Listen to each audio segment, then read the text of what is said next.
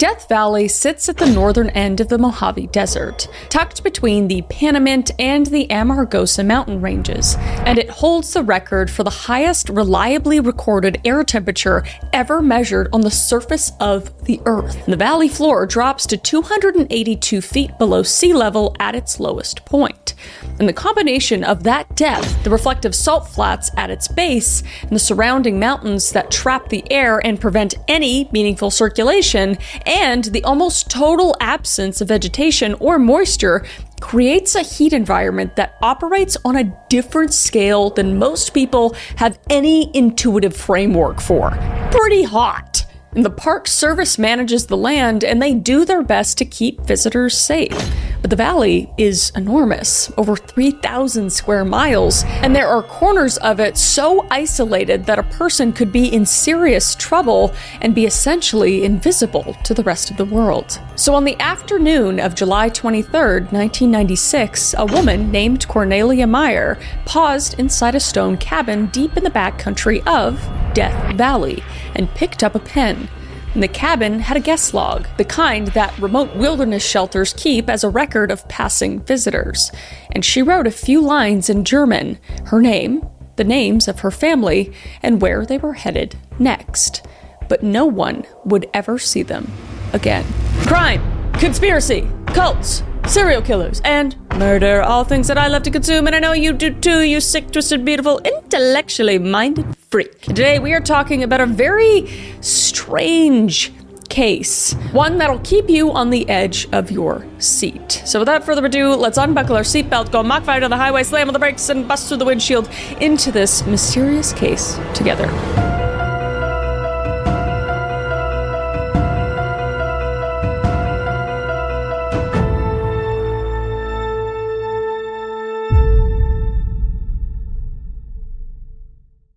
Let's take a quick pause to talk about something that you should never cheap out on, because it's the thing you spend 8 hours a night on. And the thing you should be spending 8 hours a night on is definitely one of them, especially when you're up half the night listening to yours truly. And I'm talking about your mattress, and you deserve the best, so I'm specifically talking about Casper. Thank you so much to Casper for sponsoring this video, because I am super picky about my mattress. It needs to be firm, but like a little bit soft, and also needs to be breathable and cooling. And the first night I slept on my Casper mattress was one of the best sleeps I've ever had. I actually have reached out to Casper to work with them because I love their mattress so much. And also because Casper makes reliable, high quality mattresses designed to deliver consistent, comfortable sleep night after night. And they're highly rated by Consumer Reports. I am one of those people that highly rated them. And out of 99 mattresses, Consumer Reports named Casper's the one mattress their top rated all foam mattress of 2026. And they're the best because Casper's mattresses are built to be durable and long lasting. So you're not replacing yours every few years like I was before. And plus, they have a 100-night risk-free trial, and with 110,000 5-star reviews,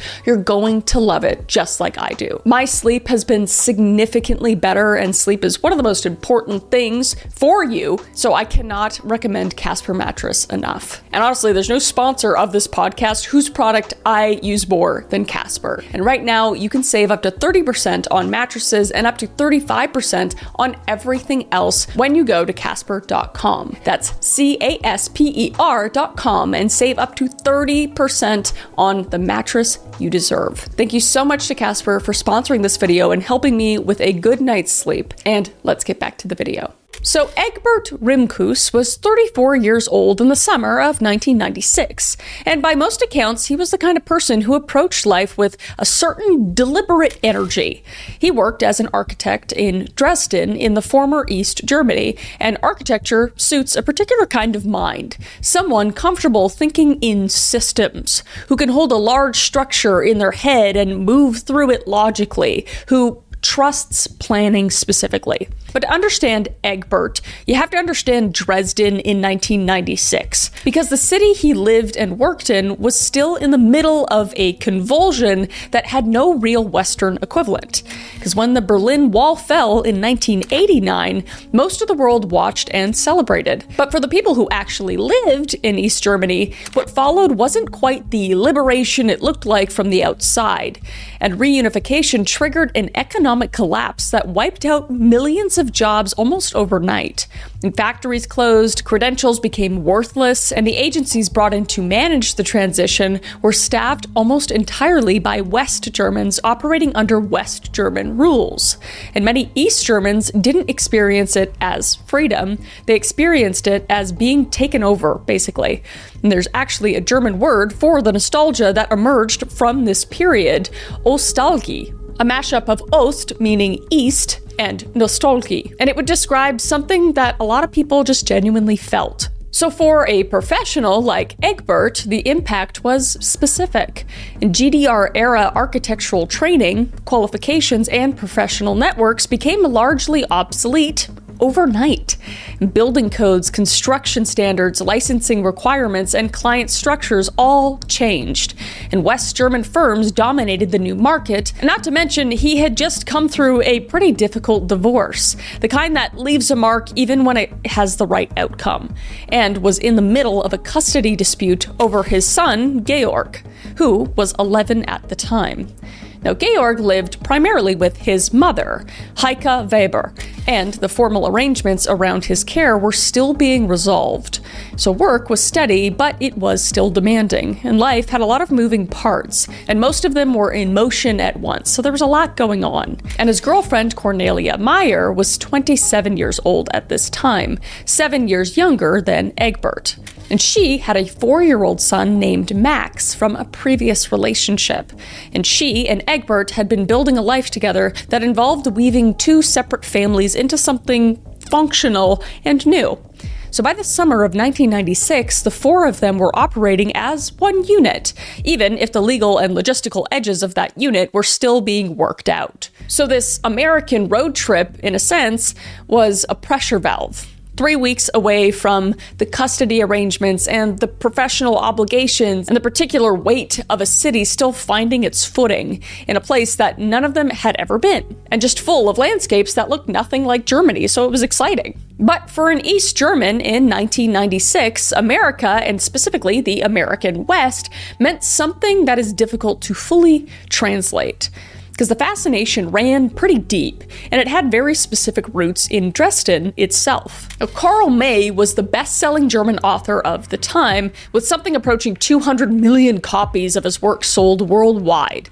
And he wrote adventure novels set in the American West, stories about the Apache chief Winnetou and his German blood brother, Old Shatterhand, navigating the frontier with honor and skill. And May wrote every one of them without ever setting foot in North America. And his museum was housed in his villa, Shatterhand, in Radebeul, which is a suburb of Dresden, directly adjacent to the city Egbert and Cornelia had grown up in. And the GDR government had suppressed May's books because the Nazis had embraced them, but pre-war copies circulated as treasured family possessions and never stopped being read. And the state film company DEFA produced at least 17 Indian-era film or red westerns between 1965 and 1983, casting Native Americans as heroes resisting capitalist oppression.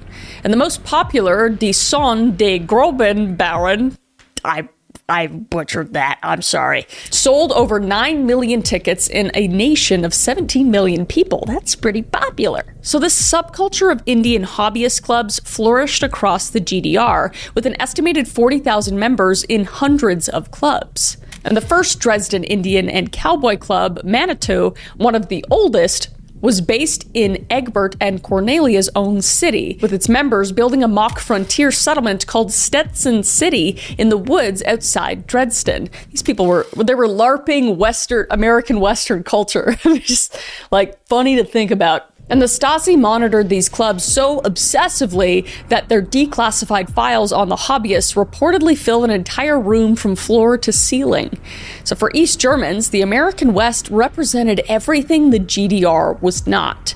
freedom, vastness, and the romance of just open space. And growing up behind a wall, you learned what a horizon looked like from photographs and films and novels set in a country you were forbidden to visit. So after reunification, actually going there wasn't just a vacation, it was the fulfillment of something that had been deferred for an entire generation. And Egbert had talked about the trip with colleagues at work, and he was excited in the particular way that planners get excited. He had thought about it very carefully, built out a schedule, and was looking forward to executing it. So they flew into Los Angeles on July 8th, 1996, and the return flight to Dresden was booked for July 27th, 19 days to cover a lot of ground. The itinerary they had put together was ambitious, but not unreasonably so for a family accustomed to European travel, where distances between major landmarks tend to be shorter and the infrastructure between them is a lot denser. So they plan to spend time in San Clemente, a coastal town about an hour south of Los Angeles, before heading east to Las Vegas, and then from Las Vegas, the plan was to loop back west through Death Valley, and then north through Yosemite National Park before returning to LA in time for their flight. So on paper, that worked.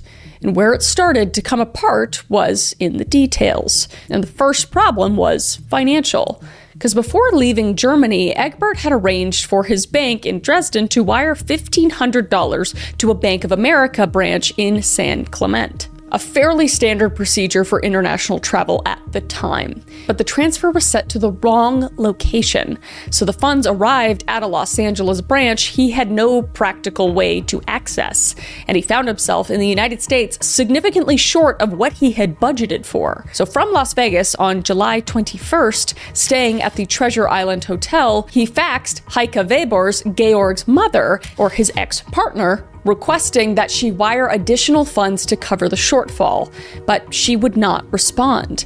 And the exact nature of that silence is not documented anywhere. But what is documented is that the money never came, and that Egbert and Cornelia pressed on without it. So Egbert had just asked the woman at the center of his ongoing custody dispute to help him on a trip he had specifically planned as an escape from that dispute, and she said nothing, which isn't totally surprising. There's some bad blood there, I think. But nonetheless, absolutely sucked for Egbert and his family traveling in a completely different country. But what's weird is that her son, Georg, was there with him, with Egbert, his father. So you'd think that she would at least want to take care of him and make sure he was good, but she just didn't answer. So the rejection had to land on multiple levels at once.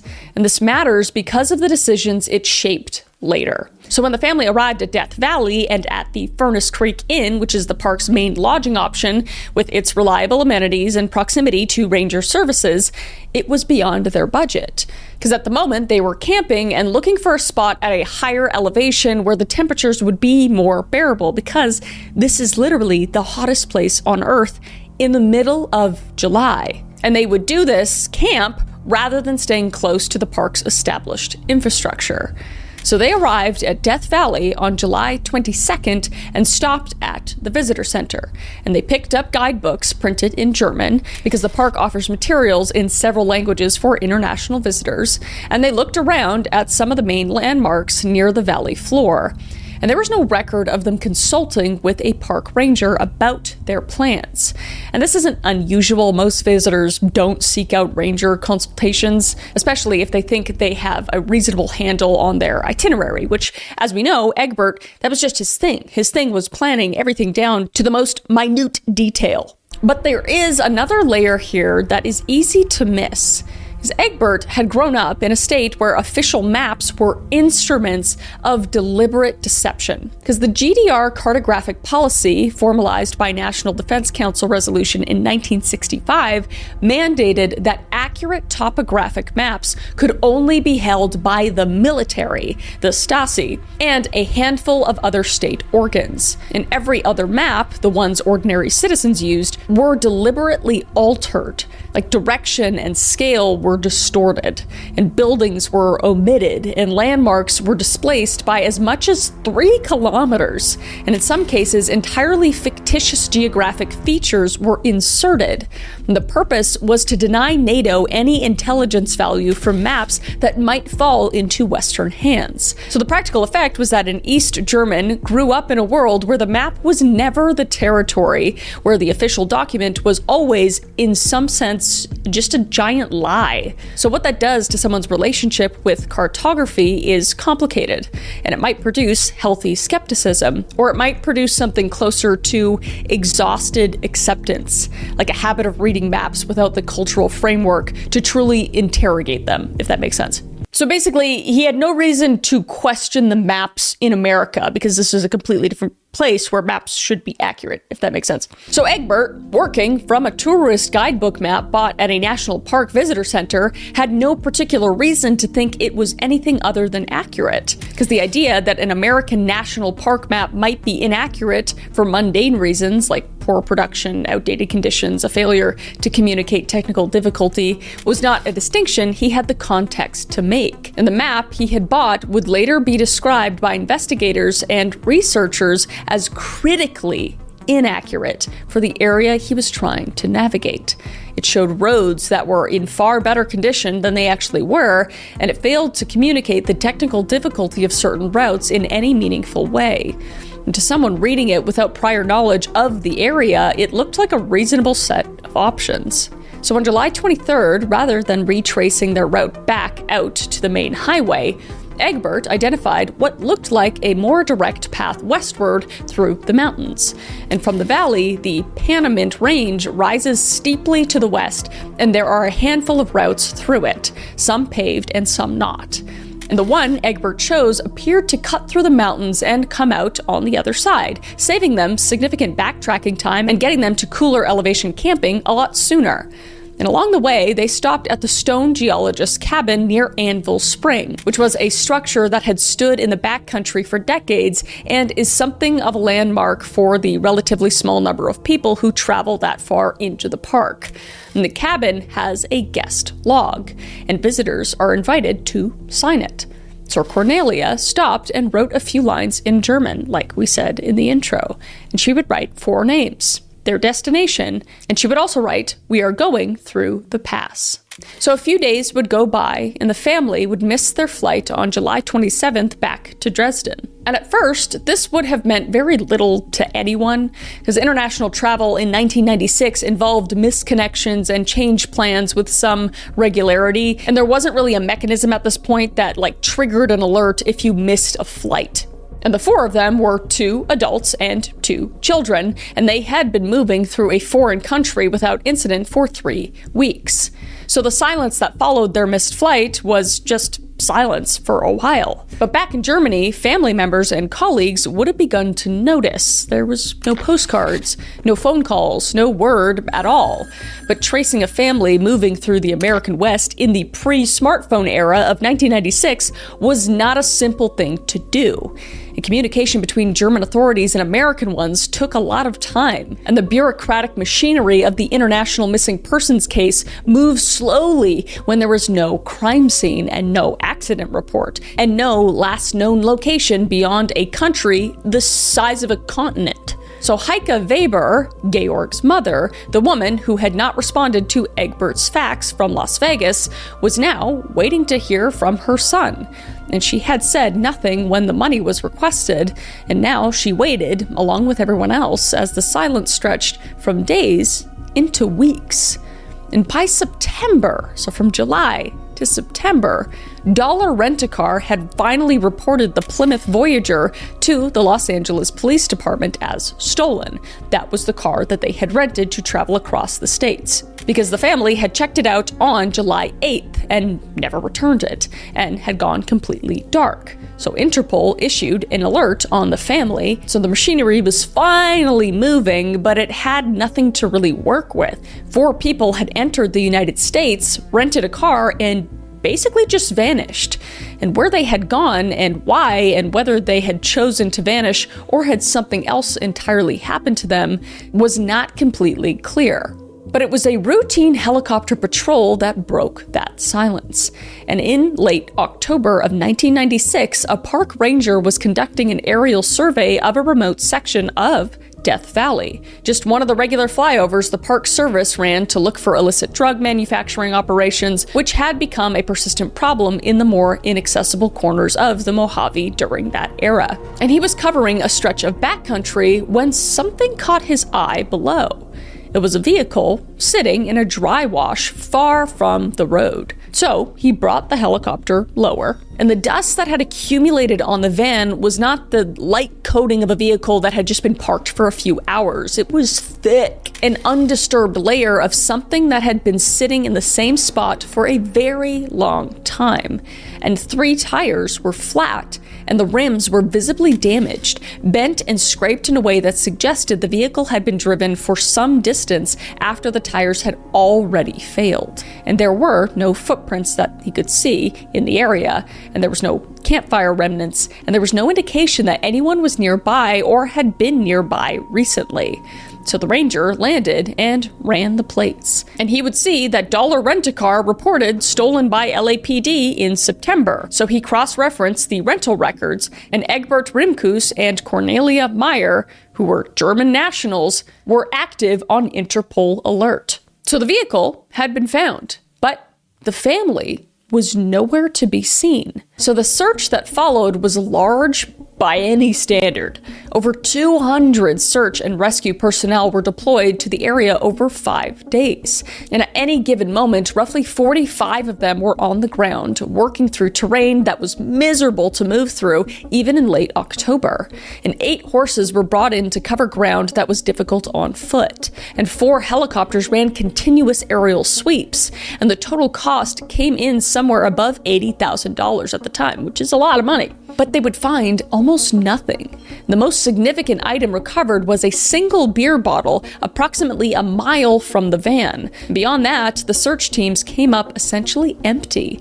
There was no clothing, there was no supplies, there was no indication of which direction the family had even traveled in, or when, or under what circumstances. And the van itself offered a little bit of evidence, because the destroyed rims suggested it had been driven for a significant distance on those flat tires before being abandoned. And it was buried to its axle in sand, consistent with the driver who had tried to power through loose terrain and had just gotten stuck. But the family themselves had left no trail that the search teams could follow. So the search was called off after 5 days, and the case settled into an uncomfortable status, not closed exactly, but without any viable path forward. So the family was listed as missing. The Interpol alert remained active, and that, for the better part of a decade and a half, was where things stood. And in the absence of a real explanation, other explanations tend to fill the space. And the story of the Death Valley Germans circulated in true crime communities and internet forums through the late 1990s and 2000s, attracting theories that cold missing persons cases reliably generate. And the most persistent was that the family had deliberately staged their own vanishing to start over somewhere else. Costa Rica was the most commonly cited destination, and Egbert had apparently mentioned the country to colleagues at work as a kind of fantasy, a place where you could start fresh, somewhere warm and far from German family courts. So the suggestion was that the road trip had been a cover for a planned disappearance, a way to exit one's life and quietly re-enter another beyond the reach of anyone who might come looking. And there is a surface logic to this that dissolves under any real examination. As 4 people successfully relocating internationally and faking their own deaths in 1996 would have required false documentation, an established network in their destination country, and enough cash to sustain themselves without triggering some sort of financial trail that Interpol routinely monitors. It's a lot. It's not just easy to disappear, even if it was the 90s. But these were people who had arrived in the United States short of funds, right? Because they had been unable to get a wire transfer sent to the correct bank branch even, and had been scrambling financially for much of the trip, it seemed. And the van's physical condition told its own story.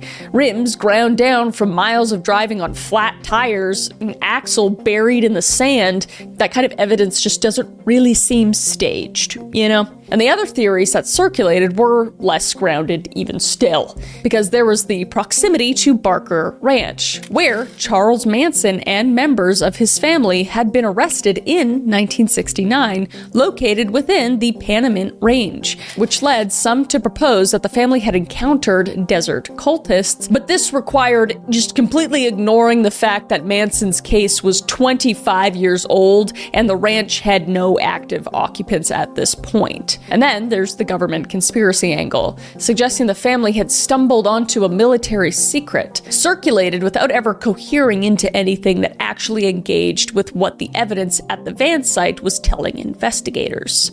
But again, just reaching. It's a stretch. But the physical evidence was clear about one thing. Whatever happened to this family happened after the van stopped, on foot, and in one of the most remote corners of the California desert, in July. But which direction they had gone, nobody knew. And without that, the case had nowhere to go.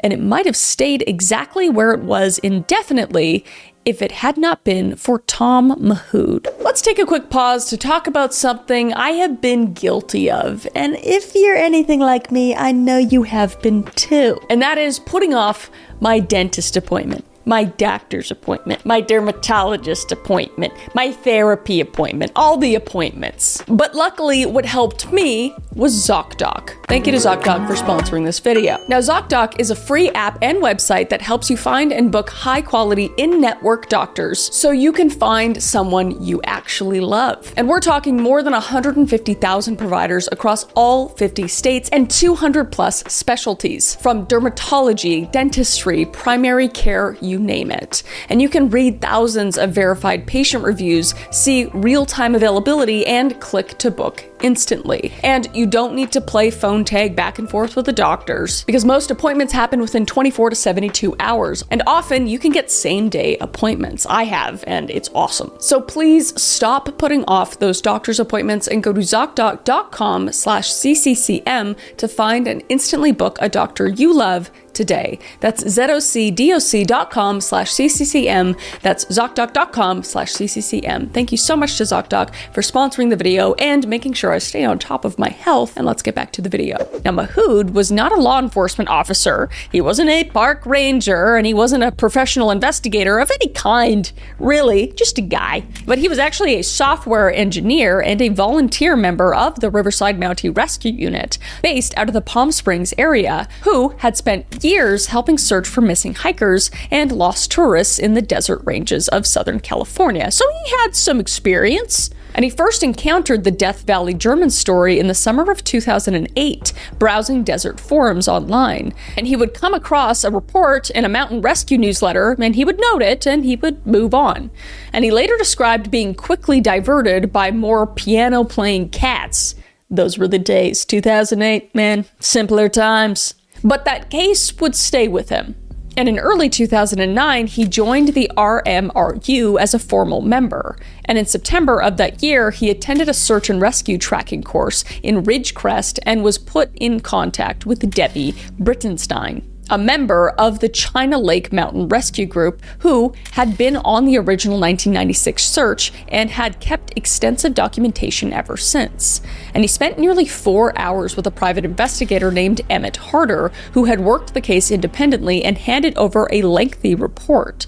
And Mahood gathered everything he could find. And through years of search and rescue work, Mahood had developed a particular way of thinking about missing persons in wilderness environments. And he developed the ability to set aside what searchers thought a lost person should have done and focus instead on what a frightened, disoriented, physically compromised person actually tends to do. So really putting themselves in their shoes. And this distinction really matters, because lost people are not rational actors working from complete information. They are people in crisis, filtered through fear and exhaustion and whatever assumptions they brought with them into that situation. So understanding where a lost person went means understanding what the world looked like through their eyes at the moment they made their decisions. Not what it should have looked like to someone with better information, because hindsight's 20/20, but what it actually looked like to them. And as Mahood worked through the case, a significant gap became apparent, and the official 1996 search had focused heavily on the terrain between the van and the main roads, because these were the logical routes back to civilization. But what it had not focused on in any meaningful way was the terrain to the south, in the direction of the China Lake Naval Weapons Center. And the search teams appeared to have treated that direction as a low priority, on the assumption that if the family had walked toward the naval base, they would have eventually reached the perimeter and been helped. So they assumed if they walked that way, they definitely would have been found. And Mahood understood why that assumption had been made. He also understood that it required the family to have accurate knowledge of what China Lake actually was, and there was no particular reason to believe that they did. Because the China Lake Naval Weapons Center is the largest land holding of the United States Navy, over 1 million acres of high desert that exists primarily as a testing and bombing range, and unlike other security models that are usually like fences and patrols, their security model was just geography, because the land surrounding it is so remote and inhospitable that the Navy has historically relied on the environment itself to deter unauthorized access, because this place is called Death Valley for a reason. And there were actually no regular patrols of the outer perimeter. But on the map, particularly on the map being read by someone from Europe, where military installations are fenced, guarded, and staffed, what it looked like was a military base. And military bases meant people, and people meant help. And if the family had read the map that way, south looked like the best direction that made the most sense, which meant that was almost certainly the direction they had gone. And if that was the direction they had gone, a search that had focused everywhere except the south had not actually looked for them at all. So Mahood booked a trip to Death Valley. So in late October of 2009, 13 years after the family disappeared, Mahood drove out to the area alone and made what he later described as a pretty stupid day hike to the van's last known position. And he wanted to stand where they had stood, look at what they had seen, and understand in 3 dimensions what the map had shown them in 2. So he stood at the side of the van, and he walked to the spot where the single beer bottle had been found by the 1996 search team, about 1.5 miles from the van, and he looked south, and the terrain fell away toward a wide alluvial fan, beyond which the ridgeline of the China Lake boundary rose in the distance, which was 8 or 9 miles away on the map. But in the desert, in July, that distance would be everything. So 2 days later, sitting at home with his maps, the theory started to crystallize. And he wrote about it afterward, saying it was like viewing one of those optical illusions where an image suddenly pops out. Everything just fell into place and became visible. I suddenly saw a way the Germans could have ended up where the van was found through a series of reasonable, honest mistakes, and why they might have set out for the south. I was always acutely aware that I might have done exactly the same thing were I in their situation. And he began explaining an expedition. But most of the people he contacted actually declined, and one person said yes, and it was his RMRU teammate, Les Walker. And they carried a personal locator beacon and a spot satellite tracker that reported their position in near real time to a public webpage, which was a direct line of communication with the outside world that the Rimkus-Meyer family never had. So on November 11th, 2009, the 2 of them started into the backcountry in the late morning, and they visited the van site and they located the old bottle find, and they pushed south toward a search area Mahood had mapped as a wide alluvial fan roughly 1.5 miles across, bounded by ridges, and his pack, loaded with water and overnight supplies, weighed close to 65 pounds. And his first impression of the search area was, uh-oh. His words, not mine. And he would say that this will take at least several trips to cover. So they camped that night at the northwest corner of the fan in the desert dark. And day 2 began at 7 a.m. and they moved south along the western edge of the fan, traveling several hundred yards apart, communicating by radio, so they were separated but moving in the same direction. And at 8:43 a.m., Les radioed in, because he had found a wine bottle, 2 liters, and fragments of a label still visible. And Mahood noted the GPS coordinates and they kept moving. And a few minutes later, Les called again, because there was something in the bushes that looked like toilet paper, and it was pages from a daily planner. And the paper, weathered and brittle after 13 years, printed in German. And then there was the call that changed everything. And it was when he would say, "Tom, we have some bones here." And Mahood reached Les at 9:14 a.m. at the base of the north-facing cliff at the edge of a small hill. And it was one of the only shaded spots for miles in any direction. And on the ground nearby, scattered across a radius of roughly 150 meters from the cliff face, were things a family carries: a passport, a bank ID card, the photograph still legible after 13 years in the desert sun, and a toothbrush, and the remains of a small shoe and a wallet. And Mahood would open the wallet, and every ID card inside bore the same name: Cornelia Meyer. And the bones were close by. 2 sets of adult remains, bleached white by years of direct sun, scattered by wind and most likely by animals. And Egbert and Cornelia had made it 8 or 9 miles from wherever the van had been broken down, over rough ground, in street shoes, in the July heat. And you have to know that in July, there's been reports of people's soles of their shoes being melted because the sand is so hot. And Mahood stood there for a moment and absorbed what that meant. And he wrote about it later, saying, quote, "To reach this spot required them to have hiked 8 or 9 miles over rough terrain in street shoes in July. In my mind, they had earned a lot of respect for this accomplishment. This was a tough group." So they had hiked roughly 9 miles back to the truck, roughly 14 miles total that day. And Mahood found a sliver of cell signal and made the call. So they reached the Furnace Creek Visitor Center at 5:02 p.m., 2 minutes after closing, and a ranger met them out back. And the next morning, Mahood flew out to the site in a Navy Seahawk helicopter alongside law enforcement, including an FBI agent, and guided them to the location using his personal GPS. And in December of 2009, a formal multi-agency evidence search was mounted with roughly 27 searchers, tracking dogs, and helicopter support. And DNA extracted from deep within one of the adult bones was matched to Egbert Rimkus, with high confidence in May of 2010. And the female remains, identified by the surrounding documentation and the wallet, could not yield conclusive DNA after 13 years of desert exposure.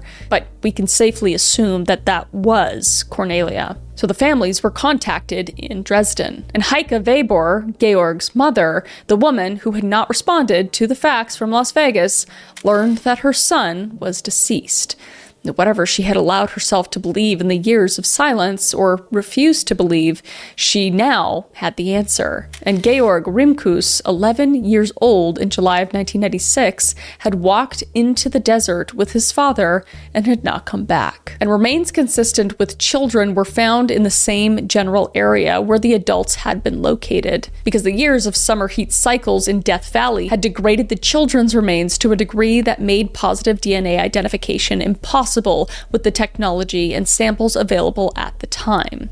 And a subsequent trip Mahood made in March of 2010 turned up German health insurance cards in Cornelia's and Max's names, and a set of European house keys in the surrounding terrain. And Interpol's missing persons database still carries active entries for Georg Rimkus and Max Meyer. This is not because there is any serious question what actually happened to them or any real uncertainty about where they had ended up, but it's just a bureaucratic reality of forensic identification, because without a confirmed DNA match, the cases cannot be formally closed. But we know almost for certain that 4 people died in that desert: Egbert, Cornelia, Max, and Georg. But even with all that information, there's still the question as to how exactly they got there. How did they end up 9 miles from a van? And how did the van end up where they were going? And with Mahood's help, we have a pretty good idea. And the answer starts 2 weeks earlier on a mountain road in the Panamint Range. Because the pass Cornelia wrote about in the guest log is known as Mengel Pass. And Mangle Pass, as any park ranger or experienced desert traveler could have told them, is not a road. It is one of Death Valley's most technical, demanding four-wheel drive routes, a trail through boulder fields, loose rock, and steep grades that require high clearance and low-range four-wheel drive, and an experienced driver who knows exactly what they are getting into.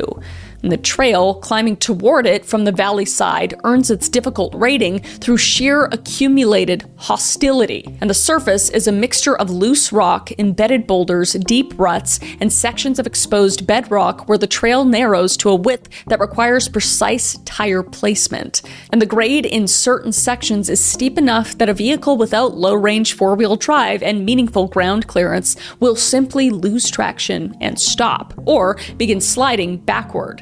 An experienced driver in a V8 Land Rover Defender with locking differentials, a 2-speed transfer case, and tires aired down to 25 psi has written that crossing the pass required all of that firepower. And Tom Mahood put it simply, saying, quote, "A Plymouth Voyager could not surmount Mangle Pass.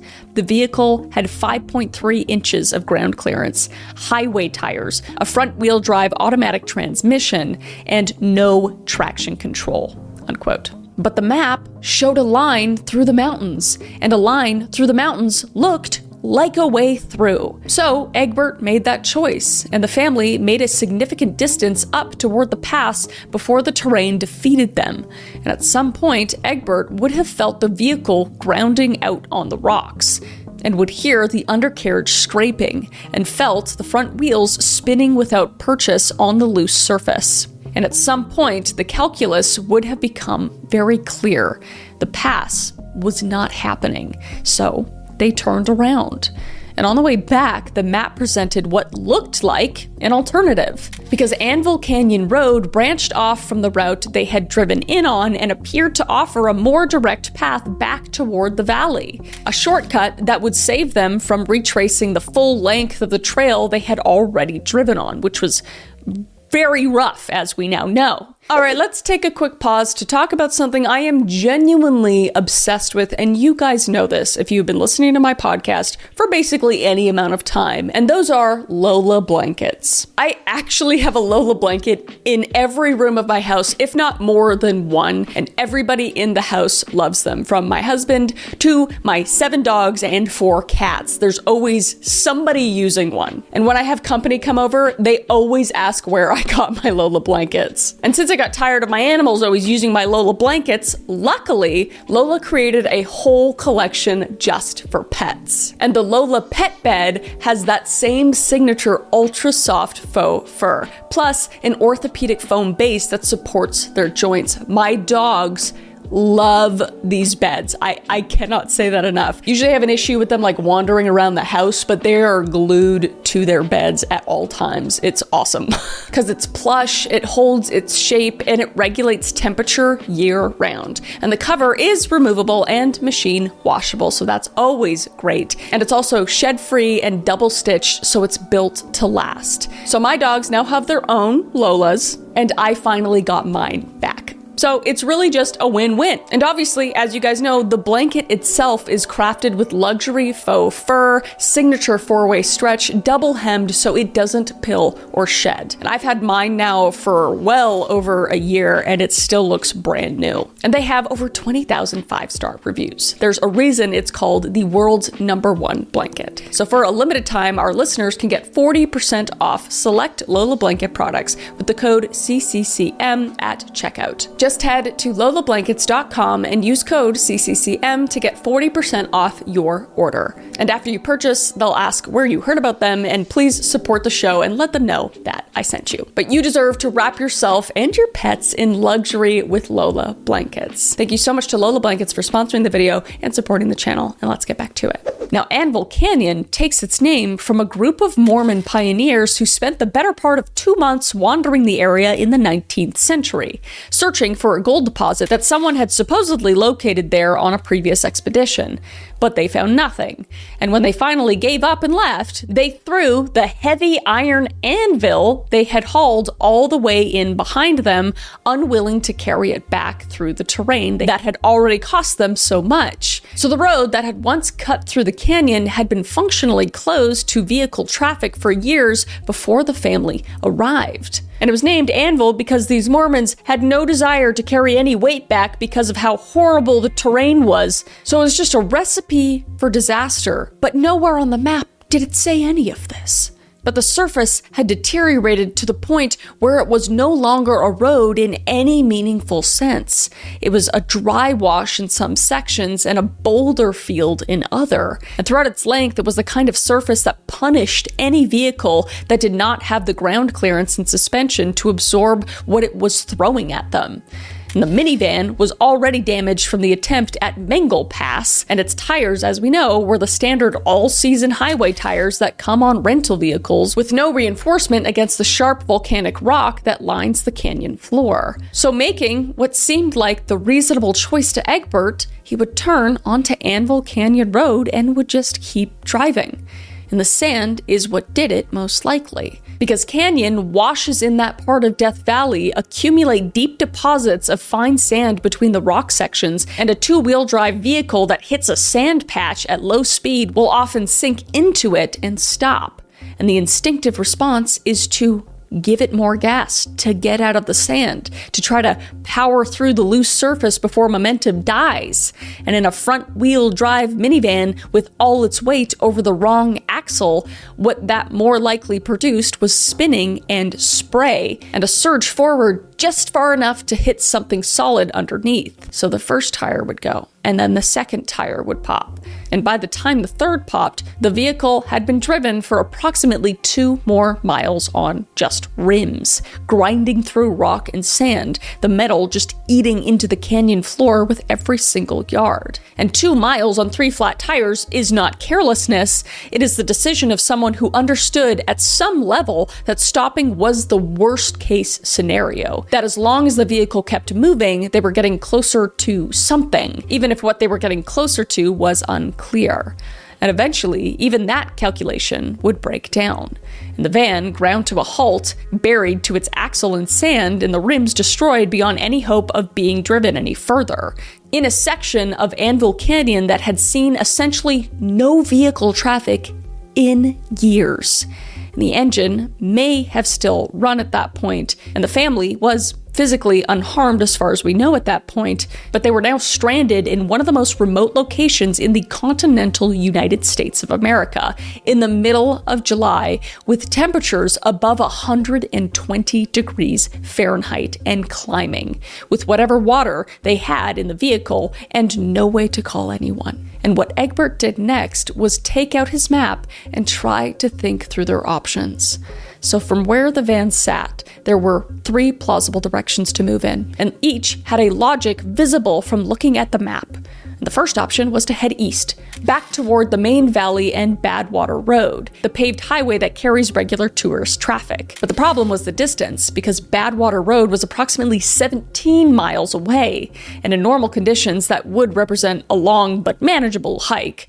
But across the floor of Death Valley in July, at temperatures where the ground surface was registering close to 130 degrees Fahrenheit with limited water, and 2 children, it was something else entirely. And the second option was to just turn back west, retrace some of the ground they had already covered, and make for the geologist's cabin, roughly 4 miles in that direction. And the cabin had running water and shelter, and it was a place where other travelers occasionally passed through.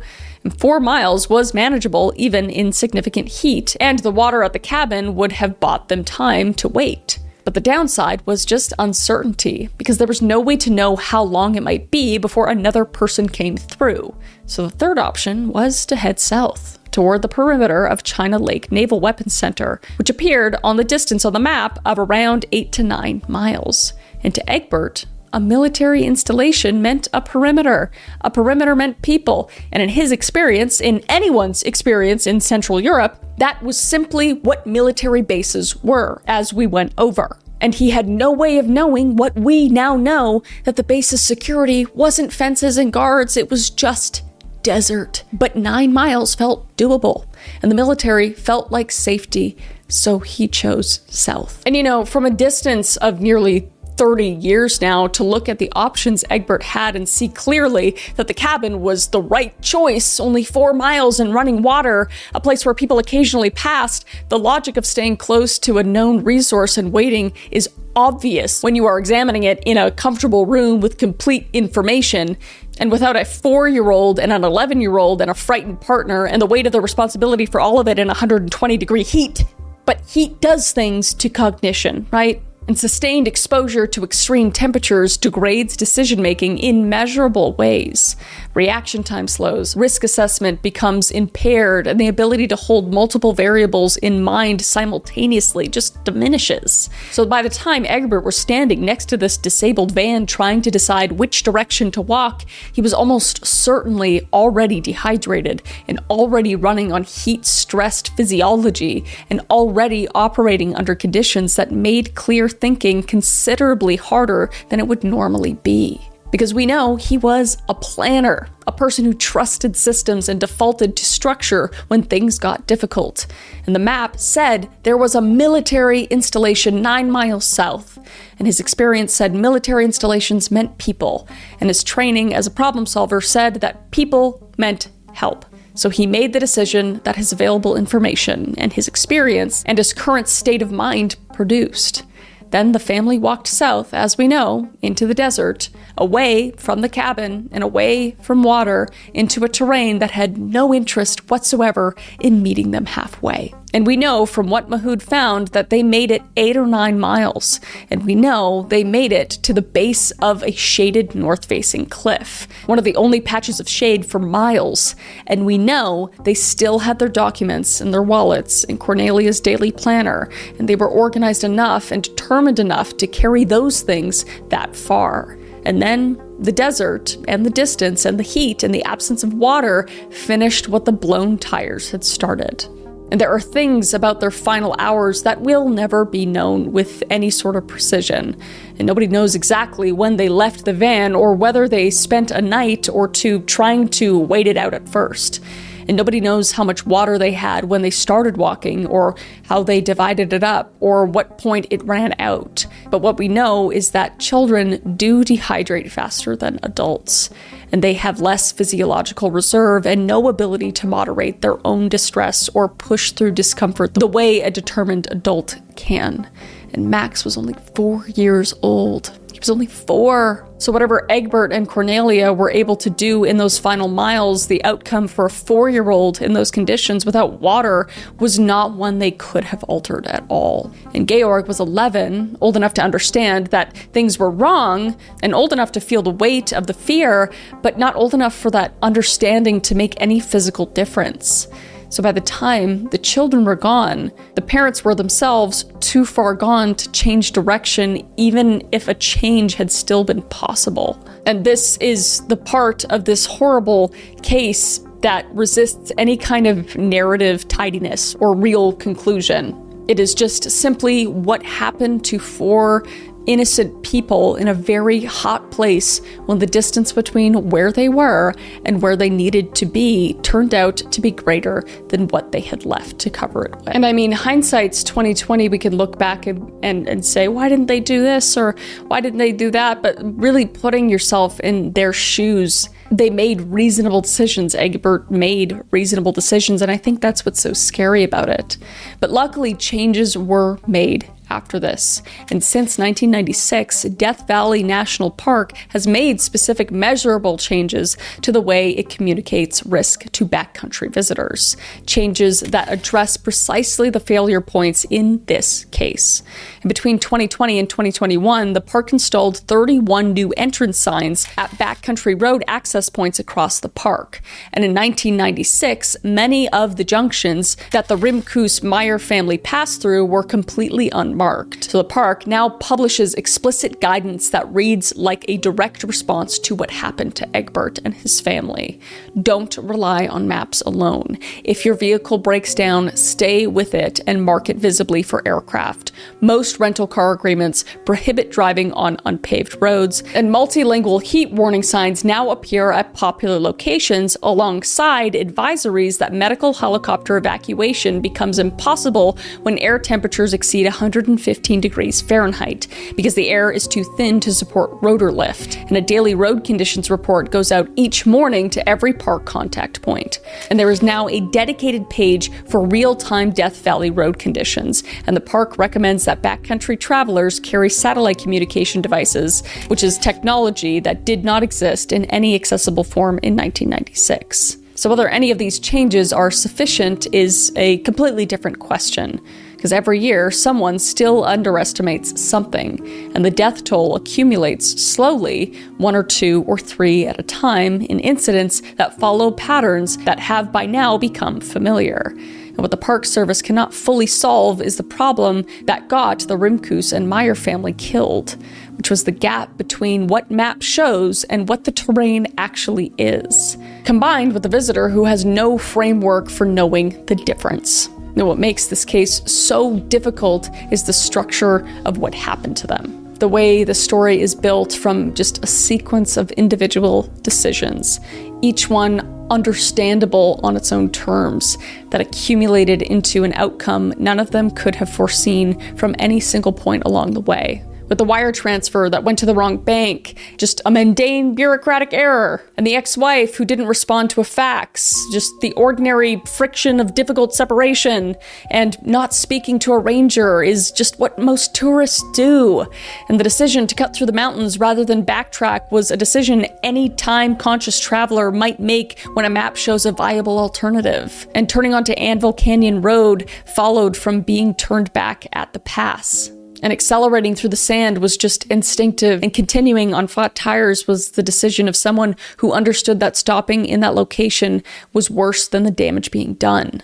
And the walk south was the logical conclusion of everything that came before it, just filtered through a lifetime of understanding what a military installation looks like. And understanding that was entirely correct and entirely wrong about this particular desert, and only this particular desert at the same time.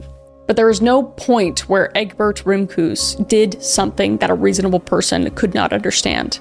No moment of obvious recklessness or willful disregard for safety. Just decisions shaped by the ones before it, with an extremely unfortunate outcome. And Tom Mahood wrote about this in the years he spent working through the case, saying, quote, "I believe there are sometimes situations in which individuals can end up finding themselves in great peril without making grossly bad decisions," unquote. And the geologist's cabin where Cornelia signed the guest log is still standing, and the Park Service has maintained it as a historical structure, and her entry, 4 names, a destination written in the summer heat, is preserved in the case files. And the van was removed from Anvil Canyon in the weeks following the 1996 search. And the canyon is still closed to vehicle traffic. And Mengel Pass is still there, still rated one of the most demanding 4-wheel drive routes in the park, still crossed occasionally by experienced drivers who know exactly what they're getting into. And the stretch of the desert where Mahood found the wallet and the bones looks more or less as it did in July of 1996. There isn't a marker, and there's no memorial, and there's really nothing to indicate that anything even happened there. But Georg would be 40 years old now, and Max would be 33. And that is the end of this case. It's just absolutely heart-wrenching to think of just being in a new place and just not knowing what to do and how it works, and how the maps just let them down, and everything just let them down in every single situation, and it just led to such a brutal end for all of them. So, I mean, my heart goes out to the family. I know it's been 30 years now, but it is a very, very heart-wrenching case. And you guys brought it up for me to deep dive into. So if you have any other cases you want me to look into, let me know, and I will see your beautiful face in the next one. Stay safe out there, okay?